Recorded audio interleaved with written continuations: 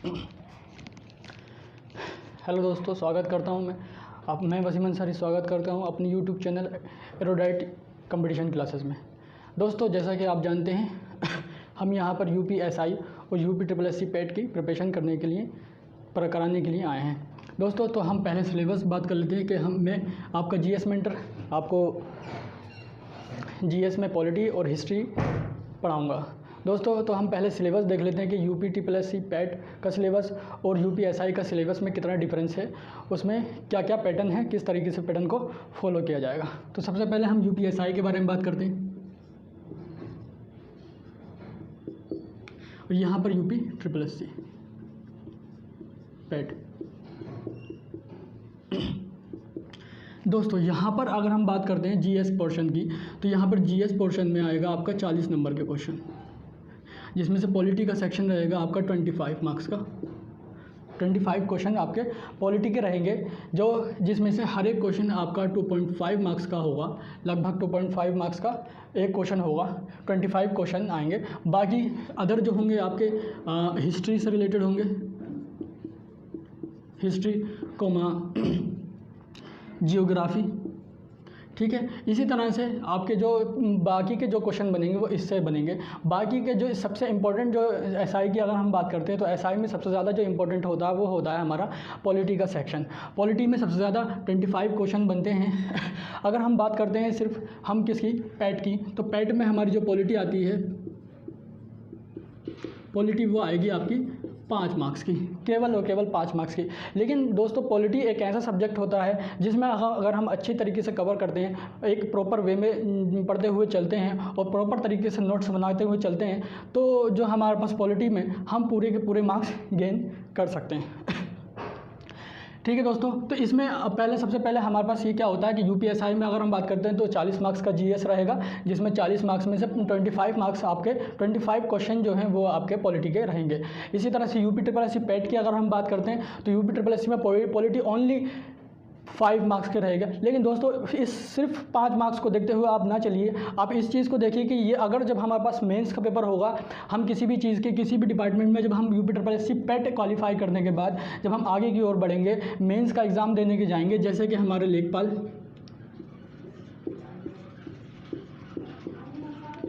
चकबंदी लेखपाल,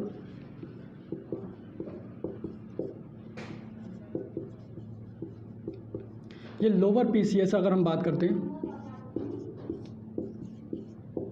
lower PCS, तो इसमें जो हो सकता है कि इन फ्यूचर यहाँ पर पॉलिटी का सेक्शन बढ़ जाए। ठीक है, तो ये तो हमारा बेसिकली जो हम इसको मान के चलेंगे, पॉलिटी को इस हिसाब से चलेंगे कि अभी हमारे 5 मार्क्स के हैं, तो हम कोशिश करेंगे कि हमें 5 को 5 मार्क्स जो है यहाँ पर मिल जाएँ। ठीक है। इसी तरह से यूपी, इसमें सिलेबस हमारे पास थोड़ा कम है, यूपीएसआई में टॉपिक ज़्यादा हैं, तो हम पॉलिटी को दोनों को कंपेयर करते हुए चलेंगे कि इसमें कितने टॉपिक है और इसमें कितने टॉपिक है। जब हम बात करते हैं यूपीएसआई की, तो यूपीएसआई में जो हमारे पास टॉपिक रहते हैं, सिलेबस की अगर हम बात करते हैं यूपीएसआई के सिलेबस की, इसको रफ कर देते हैं। यूपीएसआई के सिलेबस की अगर हम बात करते हैं, क्या सिलेबस, तो सबसे पहले यूपीएसआई की अगर हम सिलेबस की बात करते हैं, तो इसमें कौन कौन से सिलेबस में कौन कौन से टॉपिक हैं। नंबर 1, सबसे पहले अगर हम बात करते हैं हिस्टोरिकल बैकग्राउंड।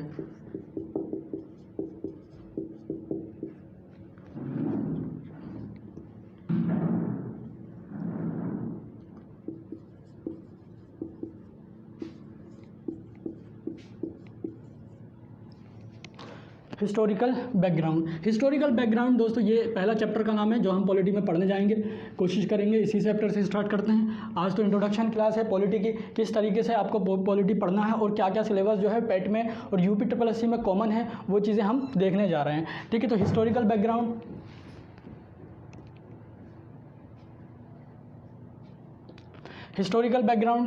बैकग्राउंड यानी संविधान, भारत का संवैधानिक इतिहास।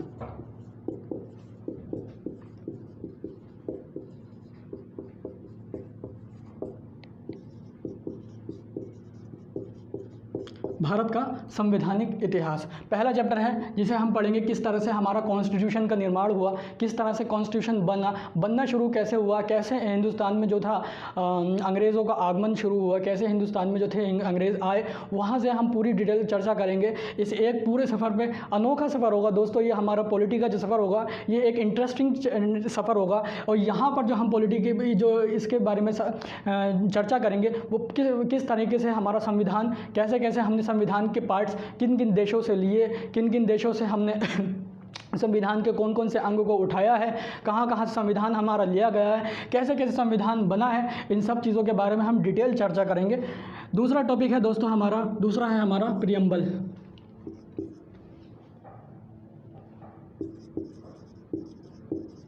प्रियम्बल यानी प्रस्तावना, या इसको दोस्तों उद्देशिका भी कहा जाता है।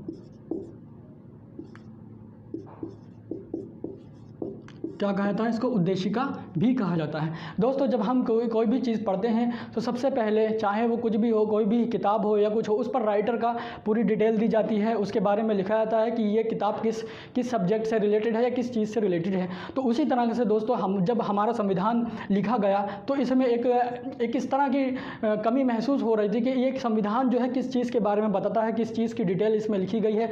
उसी के कमी को पूरा करने के लिए दोस्तों जो है प्रस्तावना को ऐड किया गया संविधान में, और जो है ये उसी के बारे में बताती है।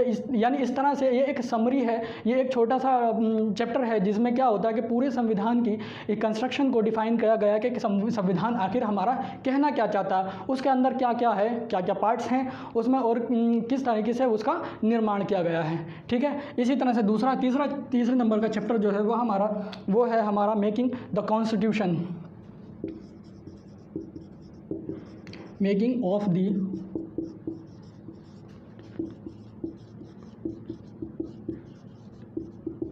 मेकिंग ऑफ द कॉन्स्टिट्यूशन, यानी संविधान का निर्माण कैसे शुरू हुआ, कैसे हमारे भारतीय जो स्वतंत्रता सेनानी थे उनके मन में ये विचार कैसे आया कि हमारे पास भी एक संविधान होना चाहिए, अपने देश का एक संविधान होना ज़रूरी है। दोस्तों इस चैप्टर में हम इस चीज़ के बारे में चर्चा करेंगे, यानी संविधान का निर्माण, हिंदी में इसको बोलते हैं संविधान का निर्माण। कितने दिन संविधान को बनने में लगे, कितनी सभाएं जो थी संविधान में बनी, कितनी कमेटीज़ जो थी वो बनाई गई, सदस्य कौन कौन था उन कमेटीज़ का। ठीक है, इन सारी डिटेल्स, इन सारी चर्चाओं पर हम इस टॉपिक पर बात करेंगे। नेक्स्ट टॉपिक हमारा, हम आगे की ओर बढ़ते हैं। चैप्टर नंबर 4 है हमारा fundamental features of the constitution.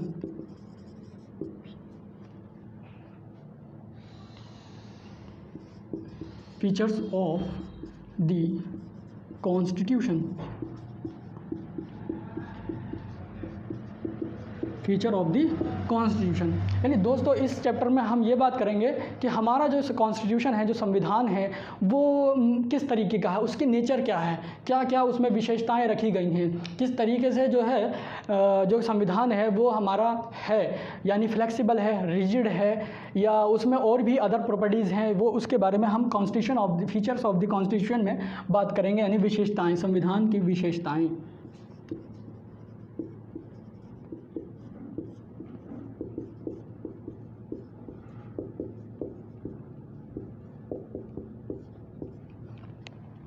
तो दोस्तों अभी हमारे पास 4 चैप्टर हैं जिनके बारे में हम क्या करेंगे, चर्चा करेंगे।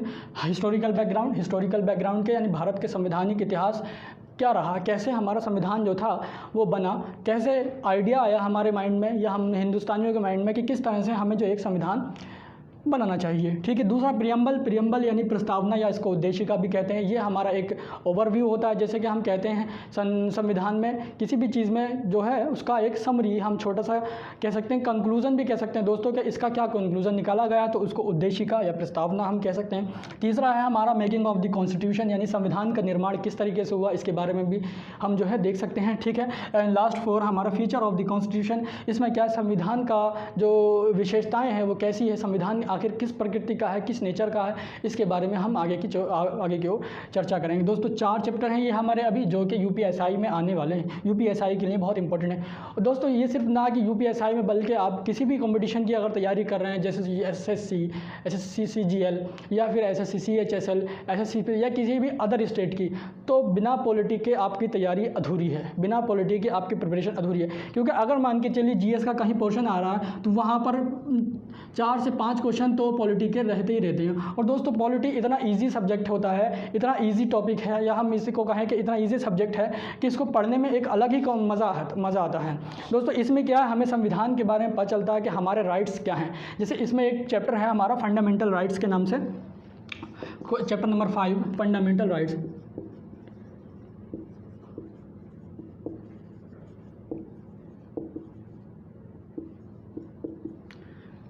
फंडामेंटल राइट्स यानी मौलिक अधिकार।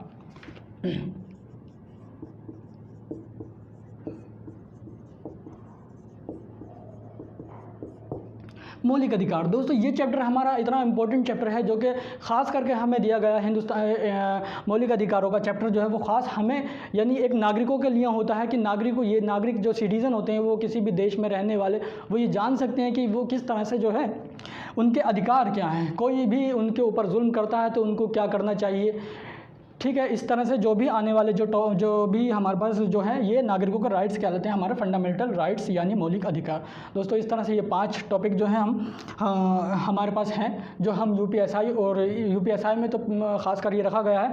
उसके बाद संवैधानिक निर्माण की अगर हम बात करते हैं, ये वाला चैप्टर हमारे पास है हिस्टोरिकल बैकग्राउंड एंड संवैधानिक निर्माण। दोस्तों ये हमारे यूपीएसआई के साथ साथ पेट एग्ज़ाम में भी आने वाले हैं, जिसमें से पेट के एग्ज़ाम में से दोस्तों अगर हम इसको अच्छी तरह से पढ़ेंगे और अच्छे तरह से प्रॉपर वे में एक बार नोट्स बना लेंगे, बेहतरीन तरीके से अगर हम पढ़ लेंगे तो 5 के 5 नंबर यहाँ से गेन कर सकते हैं दोस्तों। और 5 नंबर का इम्पोर्टेंस आप समझ सकते हैं। जो स्टूडेंट एक नंबर से कंपटीशन में रह जाते हैं उनको पता होता है कि एक नंबर कितना मायने रखता है। तो हम इस चैप्टर को नहीं छोड़ सकते पीटी एग्ज़ाम के लिए भी कि ये एग्ज़ाम में 5 नंबर का आता है सिर्फ, तो हम इसको छोड़कर आगे की ओर बढ़ सकते हैं। नहीं दोस्तों, हमें जो है इसको पढ़ना है और 5 नंबर पूरे के पूरे लेकर आना है।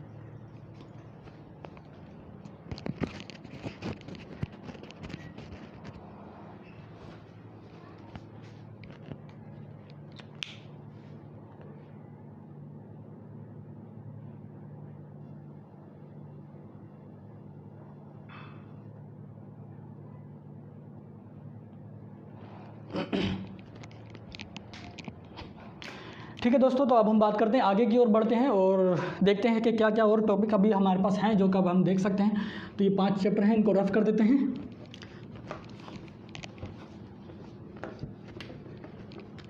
फ्रेंड्स प्रॉपर वे में एक नोट्स बनाते चलिए। अगर आप अभी नोट्स नहीं बनाएंगे तो आगे जाके आपको प्रॉब्लम हो सकती है। नोट्स का होना बहुत ज़रूरी है दोस्तों।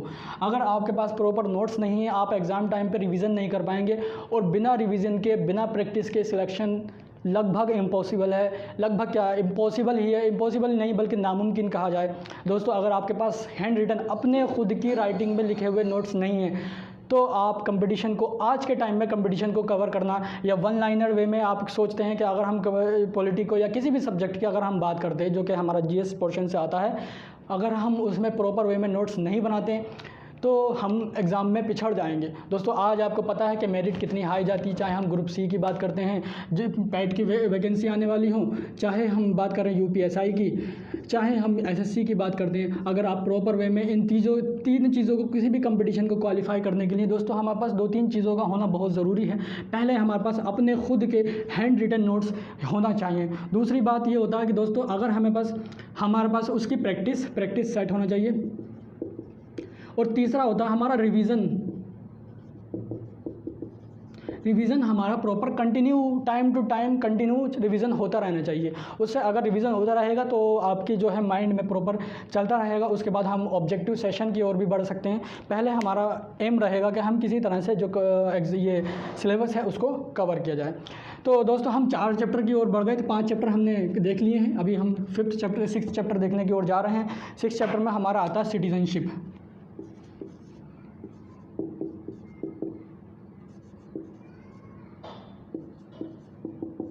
यानी नागरिकता।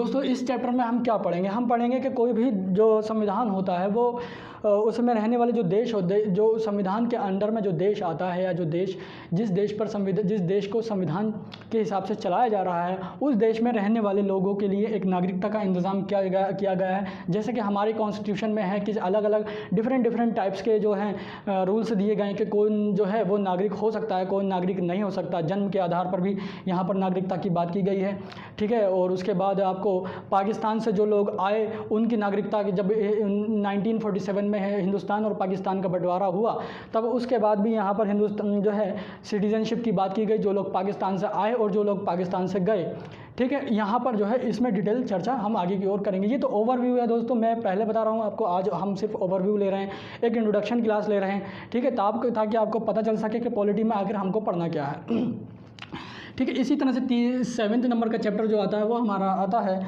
Fundamental rights. हो गया हमारे पास DPSP,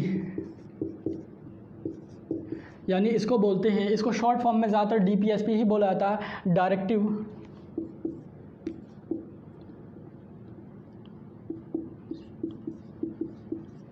principal, directive principle of state.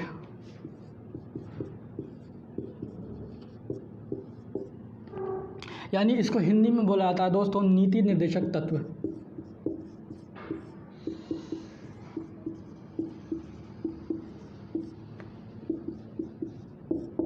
Hindi में इसको क्या बोलते हैं? नीति निर्देशक तत्व। दोस्तों नीति निर्देशक तत्व जो होते हैं बेसिकली ये हमारे कॉन्स्टिट्यूशन में दिखा गए, ये भी एक तरह से क्या है कैटेगरी, ये इस एक फीचर्स ही हैं हमारे, जो भी फीचर्स के अंदर में ही आते हैं, लेकिन इसको अलग से भी डिफ़ाइन किया गया है, अलग से इसका एक पूरा जो है भाग है, पार्ट है, और इसमें जो है जो भी आर्टिकल्स हैं उनके बारे में हम डिटेल चर्चा करेंगे। उसके बाद 7 नंबर 8 की बात करते हैं हम। चैप्टर टॉपिक नंबर 8 पे क्या है? तो टॉपिक नंबर 8 पे हमारे पास फंडामेंटल ड्यूटीज़ हैं।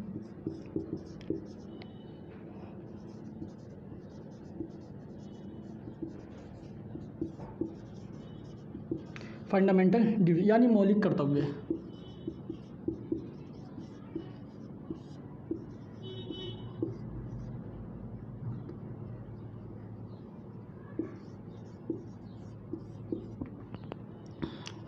क्या है दोस्तों?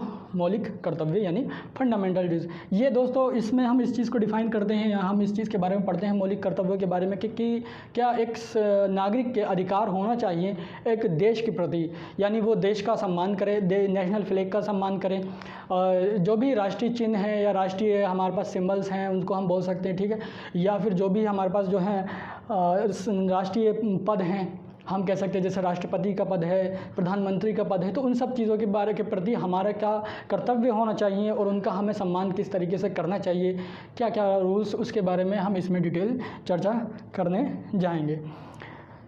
उसके बाद हमारा टॉपिक नंबर 9 होता है। 9 में हमारा आता है क्या? यूनियन एंड इट्स यूनियन और टेरिटरी।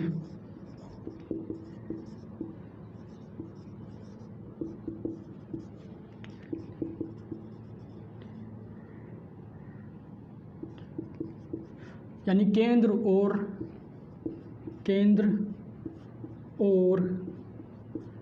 केंद्र शासित राज्य, यूनियन एंड टेरिटरी, शासित प्रदेश, यानी उनके एरिया के बारे में, और केंद्र शासित प्रदेश कैसे कैसे जो थे हमारे राज्यों का निर्माण हुआ, कैसे कैसे जो थे हमारे राज्य बने, किस किस तरीके से है। जैसे आंध्र प्रदेश को, तेलंगाना को जो है हमने पुलिस फोर्स के अकॉर्डिंग का यूज़ करके हमने अपने जो है भारत में मिलाया और एक संपूर्ण अखंड भारत का निर्माण किया गया था। तो इसी तरह से बोलते हैं कि यूनियन एंड इट्स टेरिटरी, इसके बारे में हम इसमें डिटेल चर्चा करेंगे। चैप्टर नंबर ये हो गया हमारा 9। चैप्टर नंबर 10 की अगर हम बात करते हैं तो इसमें आता है स्टेट गवर्नमेंट। पहले आता है हमारा सेंट्रल गवर्नमेंट, स्टेट गवर्नमेंट,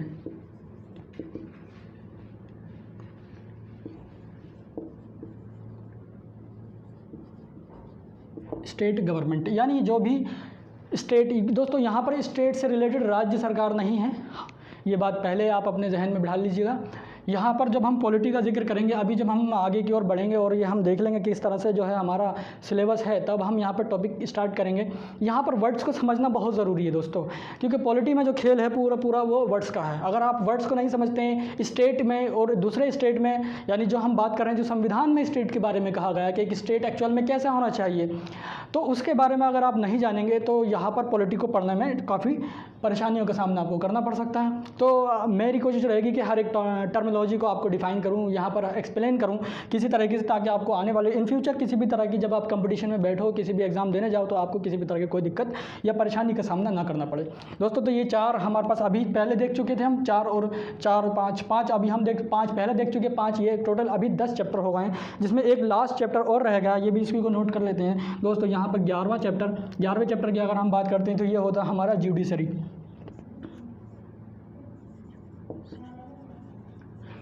यानी न्यायपालिका।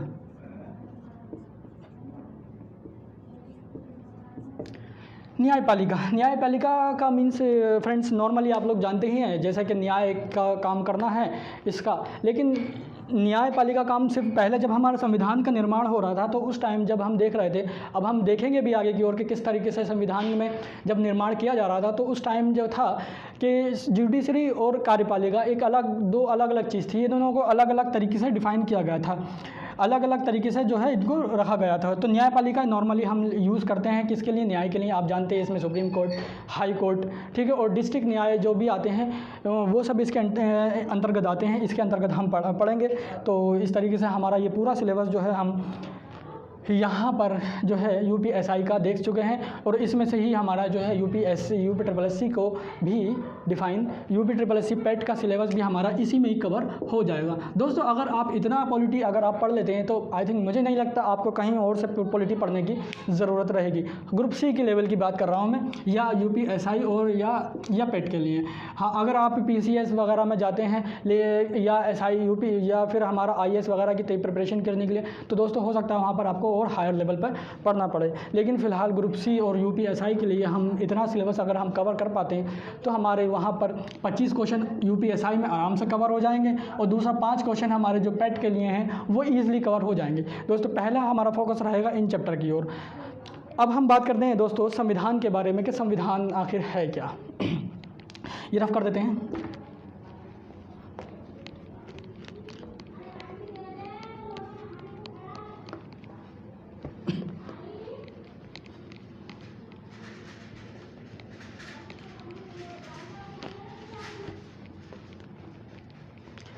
संविधान दो इसमें दोस्तों साथियों 2 अलग अलग वर्ड्स हैं। एक हमारे पास संविधान है, एक हमारा राज व्यवस्था है, पॉलिटी है।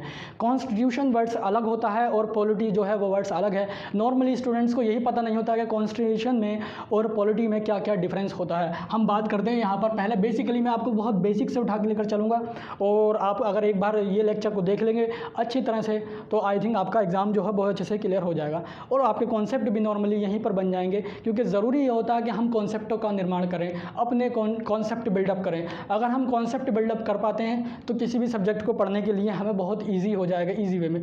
उसके लिए ज़रूरी होता है, कॉन्सेप्ट को बिल्डअप करने के लिए ज़रूरी ये होता है कि हम पहले टर्मिनोलॉजी जो होती है उसको समझें। जो बारीक बारीक चीज़ें होती हैं, छोटी छोटी, जिसको स्टूडेंट इग्नोर कर देते हैं, उनको यही समझ में नहीं आता है कि क्या चीज़ें हैं यहाँ पर, इसको पढ़ना चाहिए या नहीं पढ़ना चाहिए, उसको इग्नोर करके आगे की ओर बढ़ जाते हैं। दोस्तों हम पहले बात करते हैं संविधान की, या हम पहले इससे पहले भी बात कर लेते हैं हम क्या संविधान और राज व्यवस्था।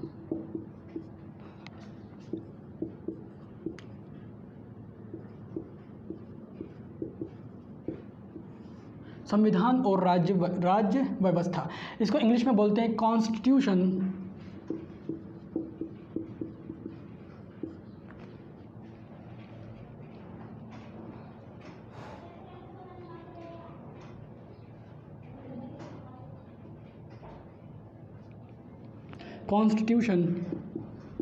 And polity.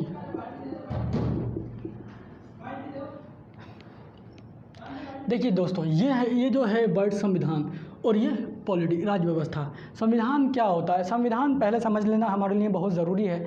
संविधान को समझना पहले हमें बहुत ज़रूरी है। संविधान एक्चुअल में होता क्या है? तो दोस्तों संविधान क्या होता है, एक रूल्स होते हैं। रूल्स की अगर हम बात करते हैं, जिस तरह से डिफ़ाइन कर सकते हैं, कैसे कि किसी भी छोटे इंस्टीट्यूशन को चलाने के लिए, छोटे से छोटे इंस्टीट्यूशन, या आप अपने घर की बात कर सकते हैं, अगर आप अपने घर को भी चला सकते हैं, तो आपकी जो पहले की परंपराएं चली आ रही हैं या जो नियम कायदे कानून बने हुए हैं, उनको ही आप क्या कह सकते हैं, संविधान या कॉन्स्टिट्यूशन कह सकते हैं। ठीक है, तो संविधान क्या होता है? तो संविधान हमारा जो है, अगर हम इसको डिफ़ाइन कर सकते हैं किस तरीके से,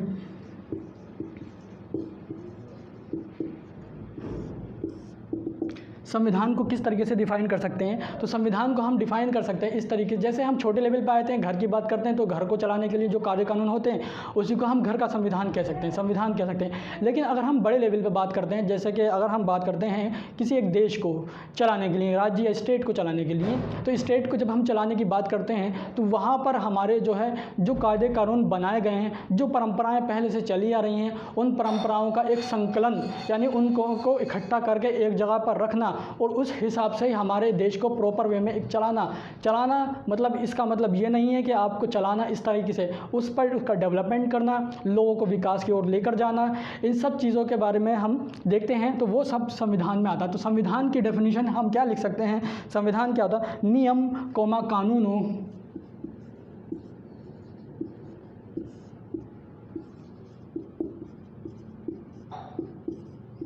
और परंपराओं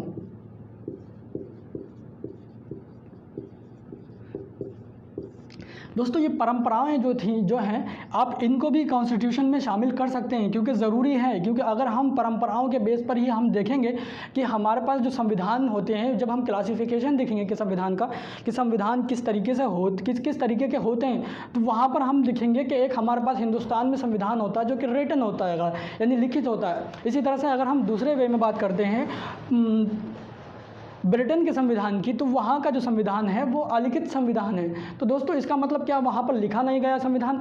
ऐसा नहीं है। हम जब इसका संविधान की बात करते हैं तो परंपराओं में जब डेफिनेशन, यानी हम उसको डिफाइन करते हैं संविधान को, तो यहाँ पर वर्ड लेते हैं नियम कानूनों और परंपराएं, यानी जो पहले से हमारी परंपराएं चली आ रही हैं उनकी। तो जो परंपराएं होती, जैसे कि दोस्तों आपने देखा होगा कि जो पहले राजतंत्र हुआ करता था, कि मतलब किस तरह से जो राजा शासन करते थे, जब वो राजा शासन करते थे तो वो उसके बाद उनका बेटा शासन करेगा। तो ये जो कायदे कानून होते थे वो लिखित नहीं होते थे, ये जो कायदे होते थे, कानून होते थे, वो लिखित नहीं होते थे, वो मोरल ही वो लोग यूज़ करते थे। ठीक है, उसके बाद क्या था कि मोरल यूज़ करते, तो उनको उसी हिसाब से परंपराओं को भी संकलन किया गया कि नियमों कानूनों और परंपराओं का संकलन, आदि का संकलन, आदि का संकलन, आदि का संकलन जो एक देश को चलाने के लिए होता है, जो एक देश को चलाने के लिए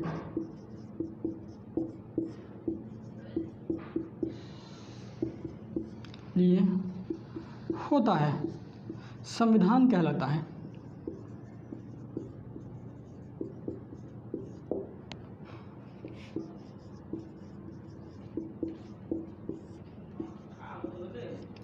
नियम कानून दोस्तों, कैसे नियम कानून, जो संविधान, जो किसी एक देश को चलाना है, चलाने का मतलब ये नहीं है, ये चलाने के लिए यहाँ पे थोड़ा सा टेक्निकल वर्ड नहीं है दोस्तों, यहाँ पर कर लेते हैं शासन करने के लिए, जो एक देश पर, जो एक देश जिसे, यहाँ दोस्तों थोड़ा सा टेक्निकल वर्ड का यूज़ करेंगे हम, ये जो है वर्ड ठीक नहीं लग रहा, नियमों कानूनों परंपराओं आदि का संकलन जो किसी देश पर शासन करने के लिए ज़रूरी होता है, जो किसी देश पर शासन करने के लिए, जो किसी देश पर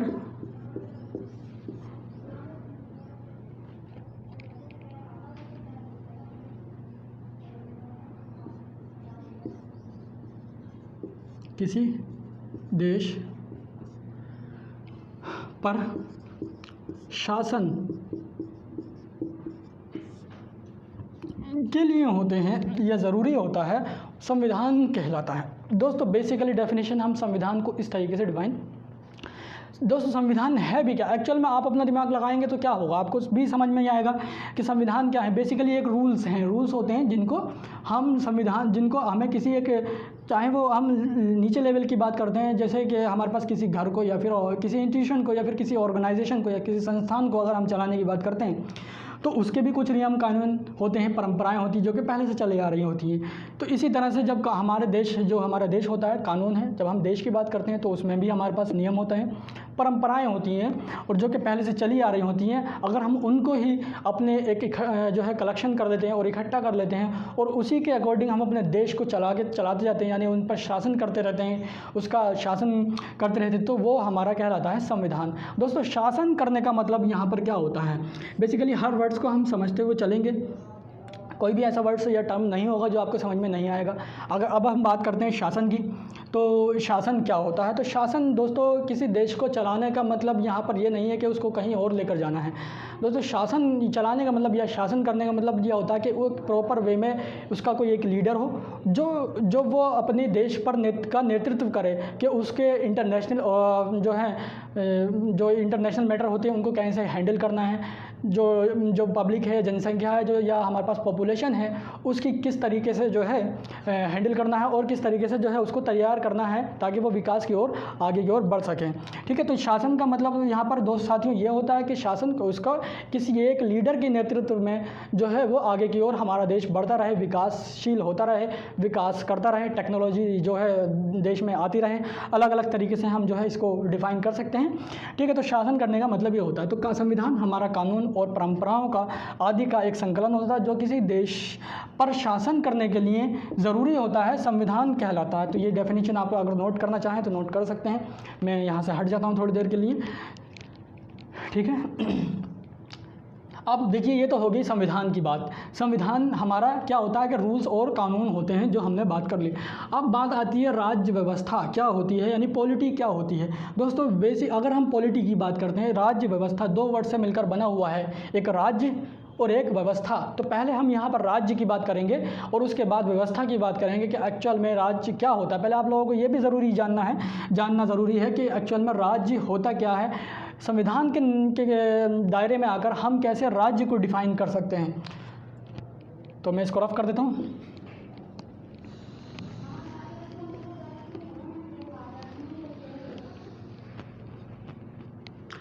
अब हम स्टेट की बात कर लेते हैं। ये वर्ड हमने डिफाइन कर लिया दोस्तों। अब हम पॉलिटी की ओर आगे बढ़ते हैं। तो पॉलिटी में हमारा होता है पॉलिटी, बेसिकली यही चीज़ें हमको पढ़ना भी है। कुछ कॉन्स्टिट्यूशन का पोर्शन हमें पढ़ना है, कुछ पॉलिटी का पोर्शन हमें पढ़ना है। दोनों चीज़ों को आगे लेकर बढ़ना है। लेकिन हमारा जो सिलेबस के अकॉर्डिंग है पूरा संविधान ही सीखा। लेकिन थोड़ा सा अगर हम हायर लेवल पर जाएंगे तो वहाँ पर हमें कॉन्स्टिट्यूशन और पॉलिटी जो है वो दोनों चीज़ें अलग अलग दिखाई देंगी। ठीक है, तो पॉलिटी को जो हमारा वर्ड होता है वो हमारा दो वर्ड से मिलकर बना हुआ होता है। अगर हम बात करते हैं तो सबसे पहले स्टेट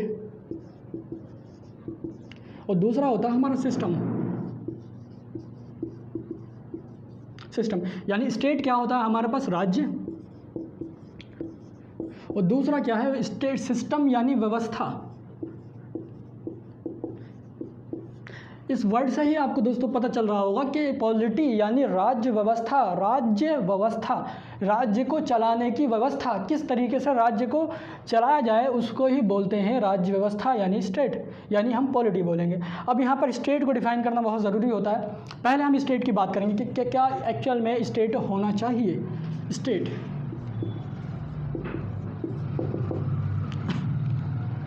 स्टेट दोस्तों क्या होता है, किसी भी स्टेट को, किसी भी देश को क्या हम स्टेट बोल सकते हैं, या स्टेट एक्चुअल में हमारे ये होते हैं जैसे कि हमारे पास यूपी है, बिहार है, या मध्य प्रदेश है, आंध्र प्रदेश है, क्या इनको भी स्टेट बोलते हैं? वो हम देखेंगे। 4 कंडीशंस है, चारों कंडीशन पर अगर ये खरा उतरते हैं तो हम इनको स्टेट जो है बोल सकते हैं, अगर नहीं उतरते तो हम इनको स्टेट नहीं बोलेंगे। पहली कंडीशन क्या है?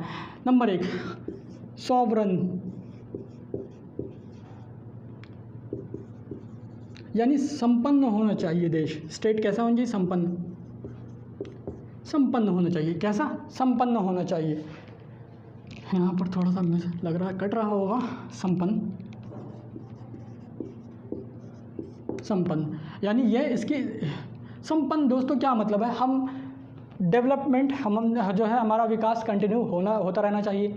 और जैसे जो भी हमारे पास इंटरनल मैटर होते हैं, हमारी कंट्री, किसी भी कंट्री की जो इंटरनल मैटर होते हैं वो उसमें खुद ही जो है अपने फैसले लेने के लिए स्वतंत्र होना चाहिए, यानी वो इंडिपेंडेंट होना चाहिए, यानी वो किसी भी ऑर्गेनाइजेशन का उस पर दबाव नहीं होना चाहिए, किसी भी तरह का कोई भी इंटरनेशनल और जो है प्रेशर नहीं होना चाहिए उसको इंटरनल प्रेशर जो है अपने मैटर को सॉल्व करने के लिए। तो सबसे पहले हमारा सॉवरेन होता है। दूसरे नंबर की अगर हम बात करते हैं, स्टेट में 4 कंडीशन है, मैंने आपको बताई है। पहले उसके बाद होना चाहिए हमारे पास एक लैंड। किसी भी देश को देश बनाने के लिए या स्टेट बनाने के लिए, स्टेट का मतलब होता है यहाँ पर राज्य, स्टेट बनाने के लिए ज़रूरी है कि उसके पास अपनी एक लैंड होना चाहिए, यानी ज़मीन होना चाहिए उसकी। भाई दोस्तों, अगर ज़मीन नहीं होगी उसके पास तो फिर देश कैसे हम उसको घोषित कर सकते हैं कि ये हवा में थोड़ी ना रहेगा वो। ठीक है, तीसरी बात अगर हम बात करते हैं उसकी, तो उसके पास ज़मीन हो गई। अब ज़मीन पर रहने के लिए उसके प्रॉपर पॉपुलेशन चाहिए, जनसंख्या होना चाहिए, तो जनसंख्या का होना भी बहुत ज़रूरी है।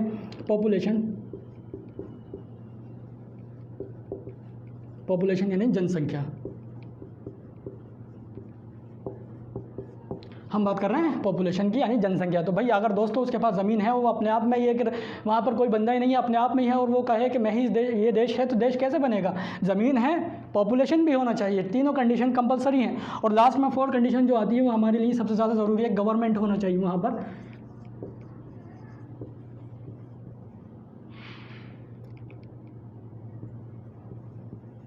गवर्नमेंट भी होना चाहिए, भाई लीडर भी तो होना चाहिए जिसके नेतृत्व में कोई देश आगे की ओर चल सके। तो अगर ये 4 चीज़ें हैं किसी भी स्टेट में, तो हम कह सकते हैं कि वो स्टेट है। स्टेट का मतलब यहाँ पर किसी कंट्री से है, किसी देश से है। दोस्तों यहाँ पर क्या है, किसी कंट्री और किसी देश से है। सॉवरेन यानी वो संपूर्ण सॉवरेन यानी संपन्न होना चाहिए, इंडिपेंडेंट होना चाहिए अपने इंटरनली मामलों में फैसले लेने के लिए। अगर वो फैसले लेने के लिए जो है बाध्य है या वो किसी तरह का उसका इंटरनली प्रेशर है, तो वो स्टेट की कैटेगरी में नहीं आएगा, उसको स्टेट नहीं कह सकते हैं फिर वो। दूसरा, एक स्वतंत्र यानी फ्री स्टेट नहीं होगा। दूसरी अगर हम बात करते हैं लैंड, उसके पास लैंड होना चाहिए, ज़मीन होना चाहिए अपनी प्रॉपर एक, अगर वो ज़मीन है उसके पास तो ही हम कह सकते हैं कि वो एक हमारा जो है स्टेट है। तीसरा, पॉपुलेशन जनसंख्या होना चाहिए उस पर। और चौथा, एक गवर्नमेंट होना चाहिए, उसमें एक लीडर होना चाहिए जो देश का नेतृत्व करे और उसको विकास की गति पर प्रगति की ओर लेकर जाए। ठीक है, तो 4 पॉइंट हैं जो कि हमने समझा आज स्टेट के बारे में, सॉवरेन के बारे में, संपन्न और लैंड। अब हम बात करते हैं पॉलिटी के बारे में। एक्चुअल में हम तो चल रहे थे पॉलिटी के बारे में। स्टेट टर्म्स को हमें समझना बहुत ज़रूरी था। अगर हम स्टेट को नहीं समझते तो यहाँ पर हम जो पॉलिटी या कॉन्स्टिट्यूशन या संविधान में अगर हम बात करते हैं तो जो स्टेट होता है वो हमारा स्टेट जो होता है उसको हम डिफाइन करते हैं किसी एक कंट्री की तरह, किसी एक नेशन की तरह। ठीक है, तो ये 4 कंडीशंस अगर कोई राज्य, कोई देश फॉलो करता। अब हम बात करते हैं अपने स्टेट की भी, तो स्टेट भी ये हमारी कंडीशन फॉलो कर सकता है। हालांकि ये कंडीशन जो है बेसिकली अभी फॉलो स्टेट जो है पूरी तरह से नहीं करती, क्योंकि हम जानते हैं कि सेंट्रल का प्रेशर होता है, वो इंटरनल जो है अपने स्वतंत्र फैसले नहीं ले सकते हैं, तो इसलिए उसको नहीं कह सकते हैं कि सॉवरन है या नहीं। बेसिकली कुछ जगहों पर वो फ्री होते हैं, कुछ जगहों पर फ्री नहीं होते हैं। वहाँ पर जो है प्रेशर होता है सेंट्रल गवर्नमेंट का, लेकिन उनके पास प्रॉपर अपनी एक लैंड होती है। ठीक है, पॉपुलेशन भी होता है और एक सीएम भी होता है जो कि उसको लीड कर सकता है किसी भी स्टेट की गवर्नमेंट के लिए, हम कह सकते हैं। तो यहाँ पर हम बेसिकली कह सकते हैं, ठीक है, स्टेट राज्य वो भी होते हैं हमारे। लेकिन हम जब पॉलिटी की बात करते हैं तो पॉलिटी में हम इसकी बात करते हैं, यानी यहाँ पर स्टेट से रिलेटेड होता है कंट्री यानी देश। ठीक, तो ये हो गया हमारे पास स्टेट की पॉलिटी के बारे में।